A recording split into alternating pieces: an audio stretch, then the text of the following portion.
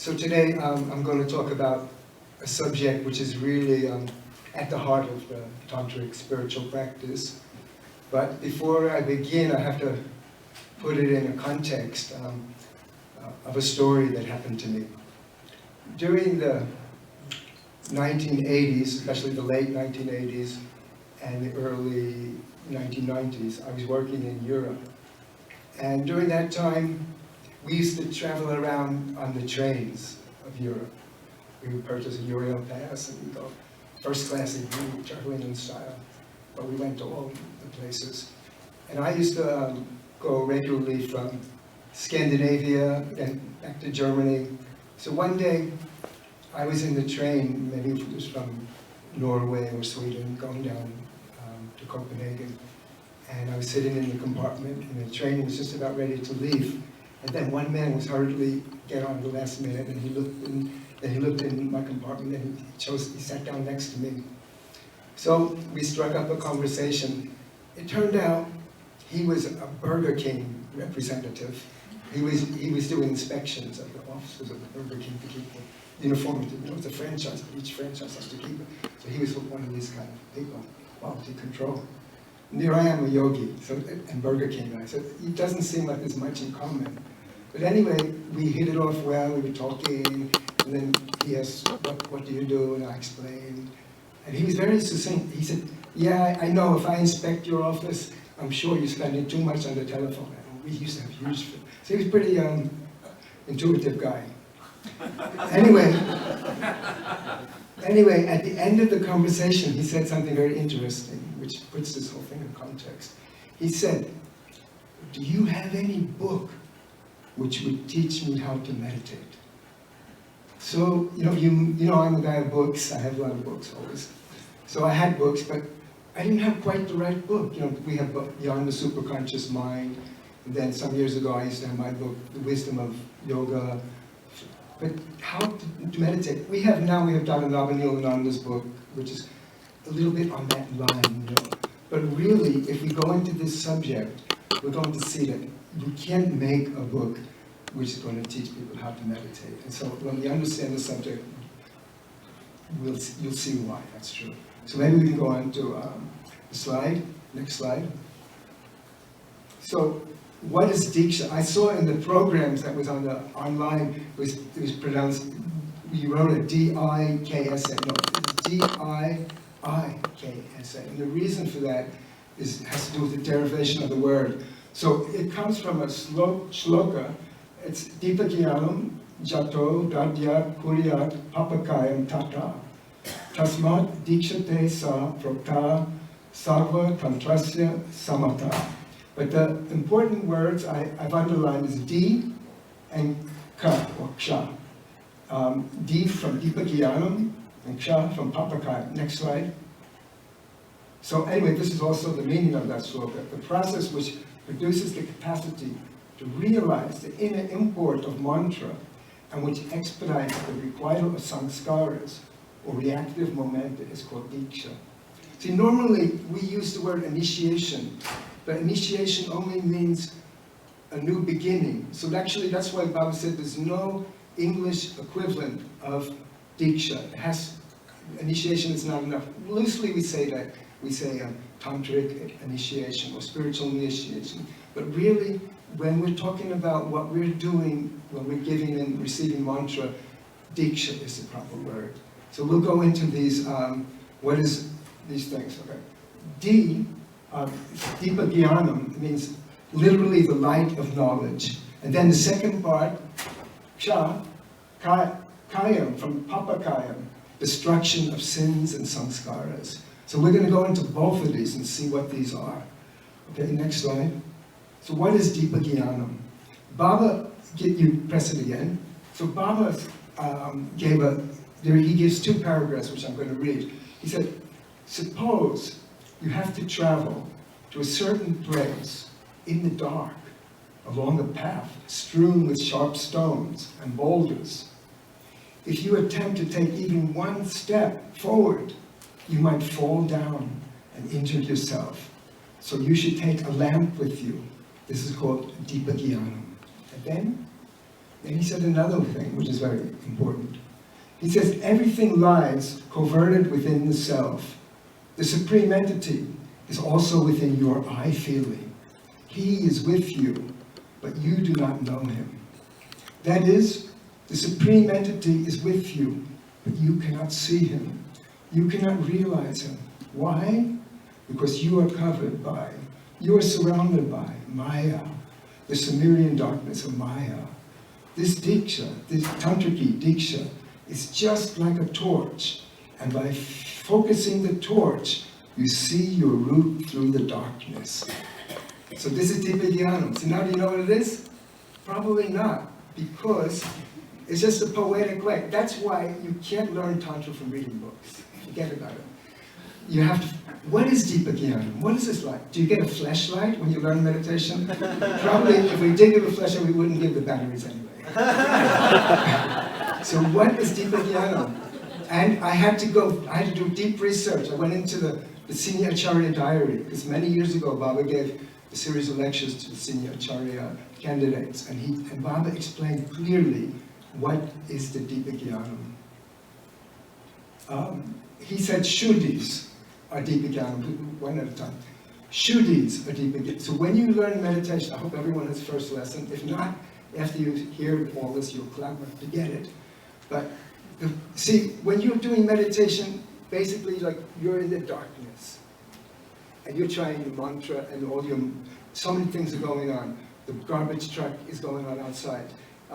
Your body is paining, this is paining. And then your mind, like some of the slides are showing for, it's filled with all kinds of stuff. So the Shuddhis is the way to cut through this darkness, cut through all of that. So there are 3 stages of the Shuddhis. First one is Buddha Shuddhi, the withdrawal from the external world. So we don't want to think that we're in Liberty, Missouri, or outside there's a lawn, or outside there's this, outside there's that. There's someone crying in the next room. No, we don't want to hear that. We have to shut that off. So we get a process how to do that in your first lesson. So if you don't remember what that is, then go get your revision today. Then the second step is very important. Hit the slide. Yeah, Asana Shuddhi. So even if you can manage to shut out for the most part, no one can be perfect, but you can do it. When I finish, I'm going to explain something. If you can manage to at least get some detachment from the outside, then you have another obstacle. It's a big obstacle. It's your body. And the body gives all kinds of pains. I see people now having problems, if you get older, we have a knees and back, and even if you're young, if you ate a big meal, you're trying to do meditation, or if you have a sickness or anything. So we have to withdraw from the body. Your eye feeling is spread out from the tip of your toes to your fingertips to the top of the head, but we want pinnacled intellect. So the Asana Shuddhi is the way to pinnacle the mind in one point. So that's the next step, and it's a big step. And if you learn how to do the Buddha Shuddhi properly, you control all the factors of the body: solid, liquid, luminous, aerial factor, and ethereal factor. And if you can control even your solid factor, then the knee, what is the problem with the knee? It's just a solid piece. If you can control the solid factor, the knee won't probably trouble you. So you have to learn how to do the Asana Shuddhi properly. But even if you do the Asana Shuddhi, what's going to happen? You get up to your mind, and the mind is a mess. Someone insulted you yesterday, and now you're planning what you're going to say to insult him back. And all this is going on in the mind, and you had bills to pay, and they're on your table, but they're not on the table anymore, they're in your mind. They're not in the folder, they're not in the computer, they're in your mind. So you have all this stuff, and you have to clear it. But I will tell you one secret, at least for me. If you can do the first 2 Shuddhis properly, of the clear out the world, and clear out the withdraw from the body, the third one I find the easiest, because Baba explained how to do it. So you have to get your lesson device to find out. But that's the easiest one. You can clear out all the bills, everything, very easily. So this is what is Diiks'a. So this is the first part of Diiks'a. So it's very, very important. And you don't get it in books. In fact, recently, someone wrote to me, he's in a prison in Illinois, and then he heard the Buddhists talk about Chitta Shuddhi or something, then he's writing to me. I said, look, that's all theoretical. And I wrote back, I said, I'm coming to see you, I'll teach you this thing properly, because you can't learn it from books. Okay, now we go to the second part. I think Chitta Shuddhi, oh, we didn't have got to the third part here. Okay, Chitta Shuddhi, okay, that's what I said. That's what I was just explaining. Okay, next, Papakayam, destruction of samskaras. This is the second of the ksha, comes from Papakayam. So what do we mean by the destruction of samskaras? I think there's another part. Yeah. How? Okay, so, this is what Baba said. To receive Diiks'a means to come into the shelter of Paramapurusha, the Supreme Father. It is the mandatory duty of the Supreme Father to steal the samskaras of his favorite children. Hence it is said, Kuriyat Papakayam Tata. That is, after receiving Diiks'a, one's load of accumulated samskaras gets exhausted. So, you see, he's the stealer. Through your sadhana, of course, you're going to accelerate the destruction of samskaras. So that's what's meant. But I see here, from what I see, I think he's stealing also. When you're coming down to learn meditation, some of that samskara is also being stolen right then and there.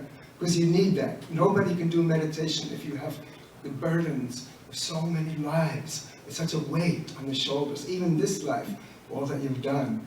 And that's why we always tell people, after when we teach them meditation, forget what you did in the past. Now you have to start now with a clean slate and make a bright future.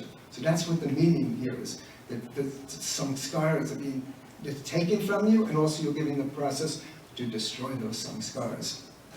Next. Okay. So we can go back to that. So that's what's going on in the Diiks'a. You're getting the process, and your samskara, some samskaras is being taken from you. It's a great thing. But there's another important word or concept. It's called mantra gat. And this is the striking power of the mantra. So each and every mantra has the support of an acoustic root. And when that acoustic root strikes at the root of the coiled serpentine, it is aroused. So that's why also I didn't have any book which would then hit the kundalini of this Burger King guy and make it rise. So there's no book that can do that. Not now, maybe in the future, because I have digital electronic books that Ranjit and Others will show me, it has many things, but so far we don't have anyone like that. So when you do your mantra, and each mantra has a special sound, so that it's not one size fits all. There's a special root, acoustic root, which is suited to a person, and that's what strikes the kundalini and makes it rise. Now, when Baba gave his talk to the acharyas, he asked a question, but he answered it quickly. I don't think he took answers from the audience. So he said, do I go to the next slide? Which comes first? Next. Dipani or mantra gat? Now, they don't give me time to have, we can't have a big discussion, but now if you ask me the question before I studied it, I would say, what comes first? Dipani, because you have to withdraw, right? And you get to your point or your place, and then you do the mantra, and boom, it hits the kundalini, right? So that's the logical answer. But Baba gave the other answer. Usually when Baba asks you a question, usually you never get it right. So what did Baba say? Next. No, he said to me. The first item is mantra agat. Thereafter comes dipani. After awakening the sleeping divinity by mantra agat, arises the need to show the path. What shall be the need of dipani if the divine energy is still in a sleeping state? So what is the import of it? This is really a very important thing that people don't realize. So the import is that the Mantra agat first comes when you get initiation. That's how I interpret it. Mantra agat comes, the Guru awakens the Kundalini. You may feel it, you may not feel it, doesn't matter. But it's awakened. And now you can practice your Dipani. Now it's useful, because otherwise you'll be practicing your Dipani, you know, like anything, but you can't, if the Kundalini is just and solid and, you know, cracked and, you know, like in concrete, you know, you're not going to, even you do the Dipani the best you can, you won't be able to do it. That's another reason why you can't learn it from a book. Because if your Kundalini is stuck in layers of concrete, nobody has chiseled it open, then it's not going to work. So now there's another concept. We did Mantra Agat. There's another concept associated with Diiks'a. Okay. Mantra Chaitanya, the awakening of the mantra. So after this roused, coiled serpentine moves with the force or stamina it gets from the mantra, it moves towards the supreme positivity. And this movement is called Mantra Chaitanya. So it's the power of the mantra, and it's moving. And Baba explained it more in another way. There's another thing on this, right? So Mantra Chaitanya literally means to imbibe the proper spirit of the mantra. And knowing the meaning of the mantra is Mantra Chaitanya. So this is all part of it. So next slide. Now, if anybody can correctly identify this parrot, they get a prize in the publication title. What? African. The what? African. No, that's not the one. Wrong. No, the reason you maybe you're disqualified. Okay, you can get the answer. You can get the answer. Is it Albert? No. Albert, I know Albert. He was a great parrot. No. And you know what? You know what? Somebody in Asheville, after I tell you who it is, somebody in Asheville guessed it. Well, anyway, in 2007, I believe, we had a retreat in Jordan, and with a very beautiful retreat center in the desert, really fantastic. And there was one parrot there, and me and Dada Vedaprajiananda came out, and I started singing Bhavanam Kevalam, and the parrot started dancing around. So if you go on the internet and you will search parrot dances kirtan, you will see this guy. And somebody in Asheville correctly identified it, says this is the parrot who dances kirtan. Yes. But why is it we have this parrot? Maybe because I didn't have much pictures of the other people before. No. I put the parrot in because the next slide. To bring about Mantra Chaitanya, what do you need? Next. The mantra should suit the samskara of the individual concerned, you know, so it's difficult with a parrot. But also the parrot, you have to understand the mantra. You have to embrace the mantra. So parrots are good at, you know, parroting, but we don't want to parrot. You know, when you do your mantra, you can't just mimic it. You can't fake it. You know. So you have to really get into it. And so far we're not able to teach parrots that, but they're really intelligent birds and one of the most intelligent creatures on the planet. I've heard something about parrot. Someone told me, I don't know, but it was a very serious person, so I really trust it. He said that Baba once said that there are only 4 animals which in their next incarnation will go human. And he said it was the cow, the monkey, the dog, and the parrot. So I don't know if that's happening, but anyway, parrots are very good. I didn't get a parrot. So next, the mantra should suit the samskara of the individual concerned. That's also why the book couldn't teach the Burger King salesman, because how would I get the right book to him, for his samskara? So that's another thing. And now this is important. The individual should feel a fraternal emotion for an attachment to the external world. You might have heard of the mom who went into the pizza restaurant, and then the waitress was taking the order, and you might know this. And so she said, "Well, what do you want?" And he said, "Make me one with everything." Right? This joke of the day. So, but there's a meaning in that. When we want to merge with Parampurusha, and this whole universe is his creation.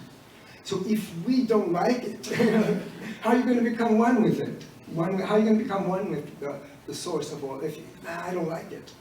So that's why to get this, you have to have a fraternal feeling for the world. And there are many stories of these great sadhakas who came, and then they used to come personally to Baba to ask for liberation, because that's the system. When the Taraka Brahma is incarnate, then if any great yogi wants to get the final liberation, they have to come physically. So but some of these people used to come, and then again Baba would say, no, you have to go and do service. And sometimes they would only do 1 day of service. And you have to embrace this world. So that's what is all involved in this little thing with Diiks'a. And I want to say one more thing. Something I read in a book. It wasn't an Ananda Marga book. It was a book on Tantra. It was a thin red book. I don't know, I can't find it anymore. And it said this. It said, if you want to get Tantric Diiks'a, which is what we talk about, then you have to do 3 lifetimes of ordinary sadhana. Then you can get Tantric Diiks'a. So all of you came here then, because it's called tapasya. You struggled in 1 life, 2 life, 3 life, and that's why you got this Diiks'a. So it's a very precious thing. You're not going to find it in the library. You got it from your Dada and your Didi and from Baba, and so then you should make use of it. Don't put it away. It's one of the most precious things on the earth, and this is the contribution of Tantra. Because before that they didn't have this. And Baba explains that the Vedic Diiks'a, and the Vedic Diiks'a was just, they take the Gayatri prayer, Gayatri mantra, Savitri Rik, and they would only pray. They said, Parampurusha, lead me to the path. But then when Shiva came, then he gave the path. You don't have to pray for Parampurusha, Shiva gave it. So you all have it, you should use it properly, and it will bring you to the ultimate realization. So that's all I have to say. Who said 3 lives? Who said that? I don't know, it was some book on Tantra. But in India there's a proverb that after 7 ghost life, you become a Buddha. After 7 ghost life, you become a Buddha. Yeah. 7 what ghosts? 7 ghosts. Ghosts. That's why I did 7 already. Okay. So that's all. It's the end of the slides. I hope I was in my time frame. And, thank you. Thank you, Dada.